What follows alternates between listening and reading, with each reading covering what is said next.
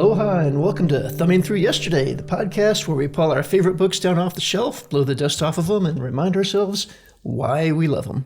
Or discover that we didn't actually love them as much as we thought we did. This is also a possibility. My name's Tom Galley. Joining me today, we've got Tony Pasculi. Good to be here. And let's see, today was one of my selections. We were talking about Cats Cradle by Kurt Vonnegut. Mm-hmm. And, I picked this as a favorite of mine, and rereading it, I honestly question whether that was the proper label. I had forgotten so much about this book. Literally the only thing I remembered before I started reading it again was Ice Nine. Ice Nine, yeah. It was literally the only thing I remembered about that book. I think this may have actually only been the third time that I cracked it open. Interesting. But as soon as I was finished it, in fact, even when I was in the middle of it, I was thinking to myself, I can't wait to read this thing again. So actually I did. I read the next book, and then as soon as I was done with that, I came back and reread Cat's Cradle. So I've actually read it twice since we last met. It is a short read and a very, very fast read. And the fact that it's weird doesn't make it bad. It's weird in a really compelling way, but it's also weird in a way that's so surprising and unexpected that it tends to just sort of like drift out of your mind. I had forgotten, like you, I forgot nearly every detail of this book except for Ice Nine, and I remembered Mona, the beautiful girl, and that was it. That was all I recalled from this book. Yep. So this, I don't know. It's compelling, like you said. It drew me in part because it is just so very fast paced. Mm-hmm. Like I said, it's a quick read. The chapters are incredibly short. 3 pages is an average length, but there's 175 of them. Yeah, I think crazy. An absurd number of chapters, and it moves so quickly that I don't know. I mean, I never had time to get bored with it at any point in there. Yeah. And also, when I'm lying there at night reading and my eyes are starting to get heavy, and I'm like, just one more chapter. Well, it's just 3 pages. It's easy to accomplish, Yeah. Vonnegut is fascinating as a writer because he has this style which is just so breezy and at the same time so idiosyncratic that it seems like it would be very easy to replicate. And there's a tendency, like when I was in college, Vonnegut was a favorite writer of mine. And I went through a phase where everything I wrote came out sounding like Vonnegut. and what you quickly discover is that it seems easy to replicate, but it's not. It is easy to hit his surface things, his grace notes, like the funny vocabulary, or what is it, the repeated phrase in Breakfast of Champions, so it goes, something like that. Every time somebody dies, he says, so it goes. To pull in stuff like that and sound very Vonnegut-y, and yet not to accomplish anything like he accomplishes in terms of depth of meaning and significance. So, yeah. Yeah, Vonnegut it's interesting to me. Vonnegut has a voice. If you pick up a book and you don't know who it is, it's not very many pages before you know it's Vonnegut. Yeah. But Vonnegut, in my mind, does not have a style. You can't characterize a Vonnegut novel by the way it's structured or by the stories that he likes to tell. Each Vonnegut novel is such a different experience from any other one. Even though it's the same storyteller, it's never the same story. Interesting. It's never the same story. I find, I don't know. It's an interesting challenge. I think he does have some common stylistic things and thematic things too. I mean, one of his recurring themes is this idea of basically of people being shitty to each other, and he wishes they were nicer. He talks about that over and over again. And it's certainly a theme in this book. It's a theme in what is it, Slapstick? Have you read Slapstick? I'm not going to commit to say that I have read it because I may have, and it slipped right out of my head. Yeah, there's an introduction to I think it's Slapstick, where he says what the world needs is a lot less love and a lot more common courtesy. That love people tend to use it as a blanket. They weaponize the word and they use it as a blanket to cover inexcusable acts. And he says, I can do without it. I just want people to be nice to each other. Yeah. So well, that's a very Bokononism thing to say. Exactly. So that's very much in keeping with the Bokonon here, and the idea that everything is full of lies, and this vocabulary, this what you call the Bokononist vocabulary, comes up in other of his novels, I believe, also. Oh, does it really? I believe so. In fact, he's got a collection of short stories called Wampetiers, Foma, and Granfalloons. So I know it appears there, and I believe it comes up in other books as well, but I could be wrong. I'm going to have to track that down then. Yeah. Definitely. Yeah, that's a large part of what I enjoyed. And like I said, this is a convoluted plot. And, one of the things that I have complained about in other books that we've explored is the level of contrivance that some of these authors expect us to swallow. And this entire novel is contrivance. Yes. And, we're supposed to be seeing the inner workings of God, right? And this is, we're getting a glimpse of one person's role in a massive group of people, in part of a more massive group of people, in part of a role of eternity, which is supposed to culminate in him thumbing his nose at God from the top of a mountain. There's nothing but contrivance in this thing, but it's the point of it. Yeah, that's another hallmark of Vonnegut, I would say. It's interesting. He was often classified as a science fiction writer, and I don't think he is, even though he deploys a lot of science fiction tropes. And in fact, one of his major characters, Kilgore Trout, is himself a science fiction author, but not in this book, in Breakfast of Champions. But he doesn't put a lot of work into his science fictional ideas. He deploys them as spring pads to do whatever it is that he wants to do, and then they're almost lazy in that way because he doesn't care. It's just a stepping stone to get from here to there. I think the Bokononist vocabulary in the same way is almost lazy in a way. He picks these words that are silly. They don't have weight. They don't have gravitas. They're wonderful concepts, like the idea of a karas, of people who are bound together by fate.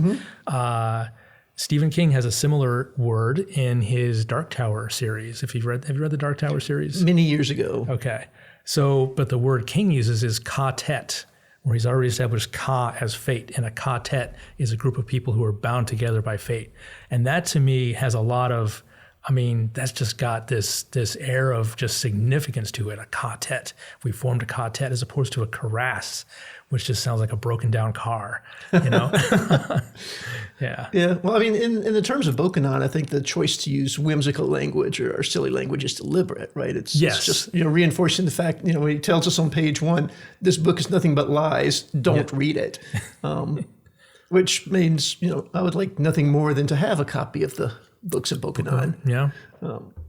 They're probably not quite as entertaining to read in their entirety as they are just in the snippets that we're given. I imagine that they read very much like a Vonnegut novel, and that it would be a lot of very, very short chapters with just a few sentences on each page, a lot of white space, and a lot of whimsy. Yeah. So, and contrivance. Yes. This is thoroughly, thoroughly contrived. Well, one of the things, again, so not to put him down as a writer, because I think he's an outstanding writer, and I actually highlighted one of my favorite sentences here, that he can accomplish so much with so little. At the very, very end, when, spoiler, I'm going to talk about the ending. Spoiler, when the world ends, he has these two sentences. The sky was filled with worms. The worms were tornadoes. And that is grade school level writing in terms of sentence structure and vocabulary, but it is so powerful and so evocative and so much more moving than if he had conjured up, the sky was rent with worm-like tornado. It's like that would have been too much. It would have been over the top. And this is just like, bam, it's like 2 bullets to the back of your head. It's incredible. Yep. Yeah. That stands out, definitely. Yeah. And there are a lot of places he does that. He and again, I don't know if this is characteristic or not, but at least in this one, he passes over opportunities to describe things because they simply don't need to be described. Yeah. But the stuff that he does take the time to describe, the island of San Lorenzo, the history of that just had me in stitches. The fact that there was a place on Earth that was so worthless that simply nobody cared if somebody else took it from them. Yeah. And we have this litany of, the Spaniards first landed there, and then when the French took it, the Spaniards didn't complain, and then when the Dutch took it, the French didn't complain, and so on and so forth until we get to the two shipwreck survivors who emerge on the shore and decide to take over the place, and again, simply no one complains. And even in the course of this story, our narrator, whose name I forget, they offer him the job of president because no one else wants it. And unless you can think of someone else. Yeah. Yeah. Well, and he's on the verge of turning it down until he finds out it comes with Mona. Exactly. Right. Yeah. And then suddenly he's very, very interested in that. Yeah. The idea too, this place is so utterly worthless, so devoid of resource, so devoid of value, and yet somehow this is a place that has 450,000 people living on it, and somehow it has an airport that's handling large-scale commercial flights. And an Air Force. That's the thing that really struck me as incongruous. Why do they have an Air Force? They have 6 World War II fighter planes, right? 6 propeller-driven planes. It's not easy to keep World War II fighter planes in the air. So as we discover. Yeah. Yeah. Yeah, well, again, just add to the whimsy here. One of the things that I appreciated on my second pass-through, I missed it on the first pass-through, but early on we have when he's reading, when our novelist, our aspiring writer, is reading the history, right, he discovers that the two people who ultimately become Bokonon and... Papa? No, it's not Papa. Papa's I'm sorry. Spinning my head. Become Bokonon and Papa. They come aboard in a dinghy, a lifeboat. Mm-hmm. And one of the things in the books of Bokonon says that boat will sail again when the end of the world is nigh. And it does. It actually does. When the castle is falling apart and they're standing there watching it crumble, they see the boat carrying Papa dive out of into the ocean. So in at least one thing, Bokonon actually was a prophet. Yeah. I think that may have been part of Vonnegut's point. It's not hard to be a prophet. You say a bunch of nonsense stuff. Something's going to stick somewhere, right? You throw enough against the wall, something's going to stick. Yeah. So, all right. In keeping with the theme of the podcast, because you've read a lot of Vonnegut. Yeah, I think you've read more Vonnegut than I have. So why this book? Why did you choose this book? I asked myself that when I got about 5 or 6 chapters in, and it was clear to me that I had no memory of the book other than, Ice 9 was a thing. Yeah. But at the same time, like I said, even when I was halfway through this book, I was thinking, I can't wait to start this book over again. Just because I got the sense it's so fast paced, and I was reading it quickly, and I just kept feeling like if I were to read it more slowly with more attention, there's more to be gained from this thing, which I didn't do the second time through. I sped right through it again. But I think that what I remember is that feeling that I walked away with. Just, as I was reading the book, I was really having a good time. And I'm guessing that sensation stuck with me. Not any memory of the book itself, but just a memory that when I read this book, it felt good. Interesting.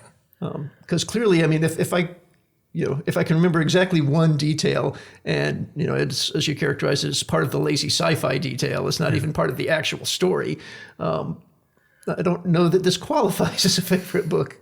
I would have, if you had asked me when we picked this, I would have said, oh yeah, that's certainly in my top 3 favorite Vonnegut novels, if not my number 2 pick. But again, like you, I didn't remember the book at all, and as I'm reading through it, it's like, I don't think this would land in my favorites. It makes me curious to read Breakfast of Champions again, which is also in my top 3, to see if that holds up the way that I remember it. And Slaughterhouse 5, which is actually on my list at one point, which we were going to do, and I swapped it. Well, when you think Vonnegut, I think the first name that comes to most people's mind would be Slaughterhouse 5. It's just often assigned reading in English classes. Yep. Yeah. The last Vonnegut that I read before this was Timequake. And that was, even by Vonnegut standards, that was a bizarre book. And honestly, I was trying to remember that one. I was challenging my memory. It's like, okay, if I can't remember this, can I remember that one? I don't think I finished it. I think it was at an Airbnb, and our trip was up before I finished the book. But it was a novel in which Vonnegut himself is struggling to write a novel that he can't write. The novel that he can't write, that he's been trying to write, is Timequake. Yes. Yes, we were talking about that. I have to read that now. That sounds fascinating to me. Because have you seen Adaptation? It's a film by I can't remember the screenwriter's name. I think Spike Jonze directed it, and Charlie Kaufman is a screenwriter, the same guy that wrote Eternal Sunshine of the Spotless Mind and Synecdoche, New York, and others along those lines. The name sounds familiar. So it's he was hired to do an adaptation of this very famous book, bestseller called The Orchid Thief, which was not in his line at all. Yeah, it's a very straightforward book. Well, I haven't read the book, about a guy who steals orchids, and very much about the orchid world and how everybody knows each other and And it's so alien to him that he's struggling to adapt it. And Spike Jonze, the director, says to him, "Just write whatever, man." And so the movie is really about a screenwriter who is struggling to adapt this book, The Orchid Thief, to screen. And there's a character who's basically the Charlie Kaufman stand-in, who's going to like screenwriting seminars. He's forgotten everything he knows. He's suffering from incredible imposter Nicolas syndrome. Cage. Is it Nicolas Cage? Nicolas Cage is the... no, it's not Nicolas Cage. Is it Nicolas Cage? I don't remember. I do know the book. I do know the movie that you're talking about. It's so meta. It is Nicolas Cage. It's delightfully Nicolas Cage. meta. Yeah. He'd be perfect for that part. But I just can't imagine how that author must have felt. It's like, that's my film adaptation. This is nothing about my book at all. This is about yeah. So, yeah. But it was fascinating. So Timequake intrigues me for exactly that reason. Yeah, we're not talking about that one, but the Yeah. the novel that he wanted to write was about there's a hiccup in time and all of humanity is repeating a period. It's like 20 years or something like that. And we all know that we're repeating, that this has happened before. We have perfect memories of going through it, but we cannot do a single thing about it. We can't acknowledge it. We can't vocalize it. We can't change an action. We're simply caught repeating this loop in time. And it's a substantial one, and it's years long. But he couldn't ever make the novel work. So what's published is it goes back and forth between chapters of his attempt to make this novel work and chapters of him talking about why he can't make the novel work. And there's an awful lot of just he's talking about himself and his own life in it. Yeah. So it's in a way it's autobiographical, and in a way it's... I love that. Vonnegut's a fascinating person. I would just sit and read a book of his where he's talking about his own life without the, again, contrivance. Just, I don't need that. Yeah.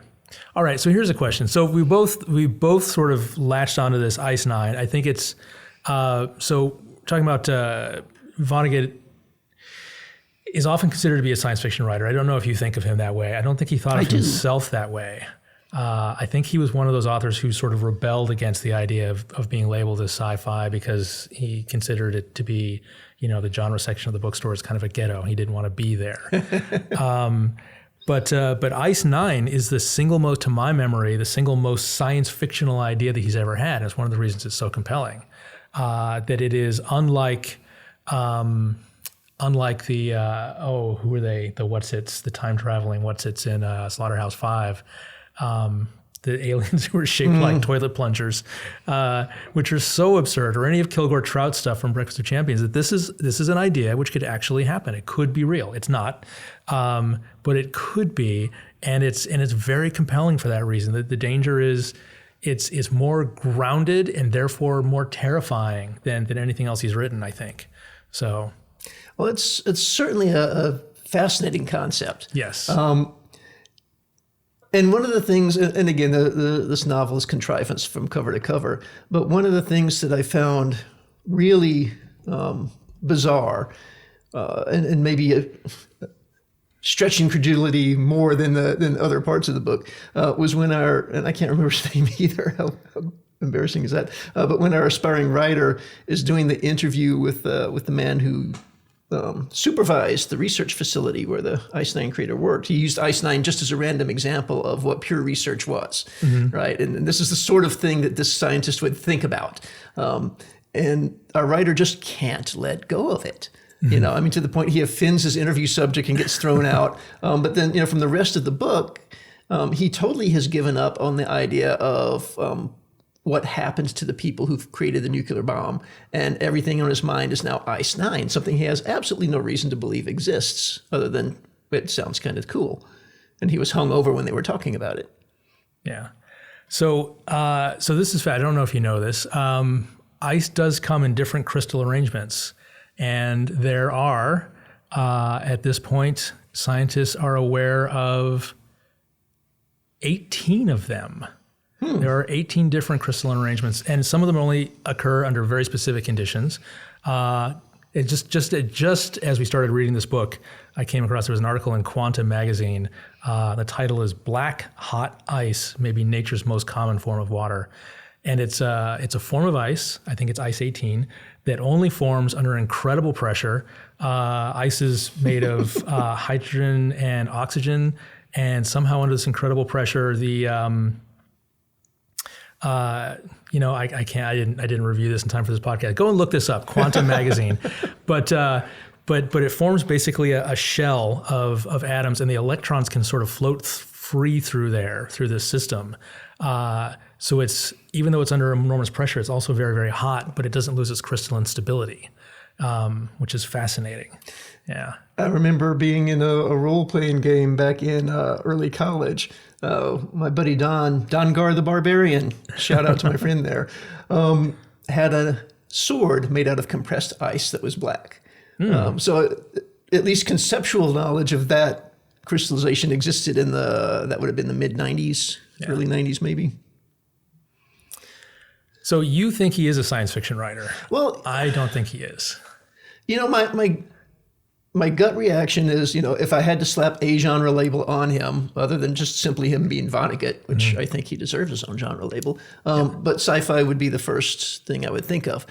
But it probably is because, like you said, he just introduces these little sci-fi concepts into novels that aren't really sci-fi novels. Yeah. But I think that's enough to get the label stuck on you, right? If your protagonist is a kumquat, you could get labeled as a vegetarian, right? So, I guess so. I guess if you have a really narrow list of genres that you could choose from, he's obviously not a Western writer or a mystery writer. I think he's more of a fabulist than a science fiction writer. But because again, most of his science fiction isn't grounded in any kind of science. It's just fictional. It borrows tropes from science fiction of aliens and time travel and whatnot, but he doesn't explore the ramifications of that in a science fictional way. A lot of modern science fiction doesn't. That's his gripe for another time. But well, this one I think does explore a lot of ramifications. I mean, the end of the world is explored relatively thoroughly. Yeah, well, the ramifications of Ice 9 are explored very thoroughly, which is delightful. I mean, how devastating it is, And some of it was just downright fun to me, though. The idea that, food was no problem because all the animals were frozen. Yeah. Okay, it's room temperature, but you're right. Why wouldn't they be preserved, right? Nothing can process the bacteria and whatnot would all be frozen. So yeah. Yep. I did wonder, it made me think about how, if it were possible for humanity to dig its way out of this situation, because the melting point of Ice 9 was something like 120 degrees. It was lower, I think it was 114. Yeah, okay. So not that, I mean, there would be parts of the world that were safe from it. Yeah, but not the ocean, unfortunately, which is wreaking havoc on the climate. Yep. So and again, not to nitpick his interpretation, I don't know why tornadoes would have popped up instantaneously, just because but I don't know that they wouldn't, never having witnessed an ocean freezing. It seemed plausible to me. Tornadoes are caused by masses of air moving in opposite directions. Usually you get a mass of hot air and a mass of cold air meeting each other. And, so just, and if the ocean, which is a big heat sink, suddenly stops being one.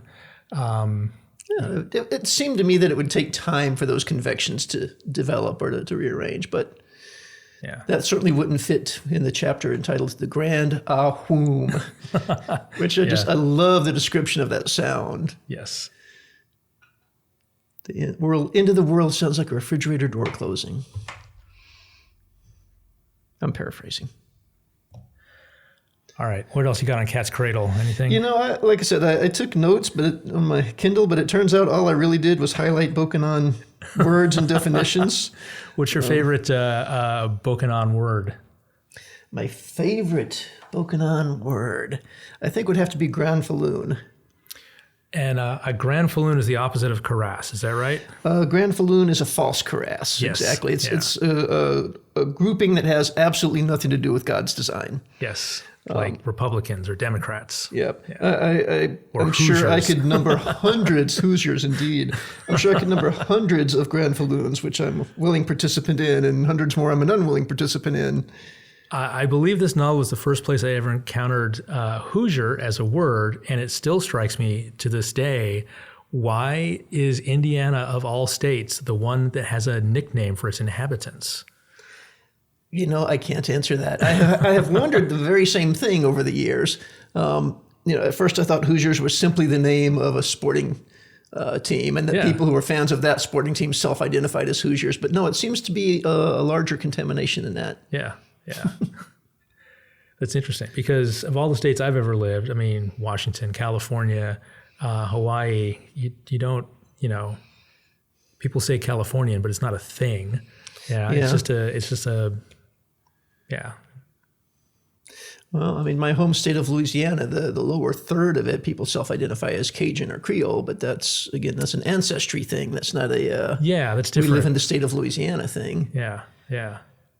Texans, perhaps. Texans, but it's not a particularly interesting name. It's Texans, no. But they do have that sort of identity.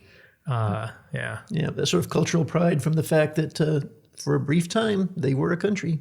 They can't seem to let go of that.